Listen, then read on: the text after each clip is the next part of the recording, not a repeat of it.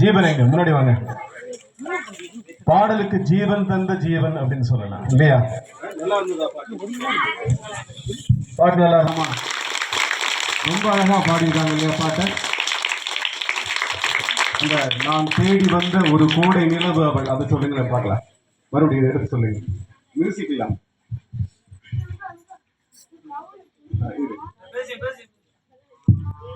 நான் தேடி வந்த ஒரு கோடை நிலவு அவள் நீதானே நீதானே, மன கண்ணில் இன்று பல கவிதை தந்த மகள் நீதானே நீதானே நீதானே, விழி இல்லை எனும் போது வழி கொடுத்தாய், விழி வந்த பின்னால் ஏன் சிற குடித்தாய், விழி இல்லை எனும் போது வழி கொடுத்தாய், விழி வந்த பின்னால் ஏன் சிற குடித்தாய், நெஞ்சில் எங்கும் உந்தன் பிம்பம் என்று நல்லா கேட்டு.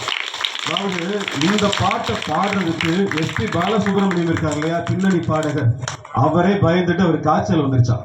இந்த பாட்டை இத்தனை சங்கதிகளோட இத்தனை விதமான அந்த சங்கீதத்தோட பாடணும் அப்படின்னு சொல்லும் போது அவர் காய்ச்சல் வந்துருச்சான்.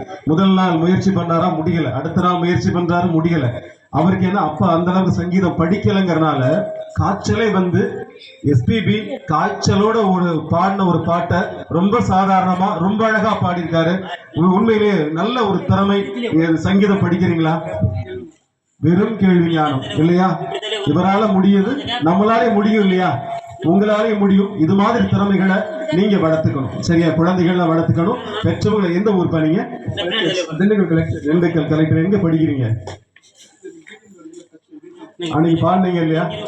அன்னைக்கு ஒரு பாட்டு பாடினார் தம்பி, அருமையா இருந்தது. இல்ல எந்த பாட்டு தானே, சங்கராபரணம்னு ஒரு பாட்டு பாடினாரு. அதுவும் அருமையான பாட்டு, தேசிய விருது வாங்கின பாடல். அன்னைக்கே ரொம்ப பாராட்டு நினைச்சேன், நேரம் கிடைக்கல. இன்னைக்கு அந்த பாராட்டு உங்களுக்கு. உங்க முகத்தை நான் நீங்க பார்க்கல சரியா, பின்னாடி இருந்ததில்ல, அதனால பார்க்கல. வாழ்த்துக்கள் வாழ்த்துக்கள்.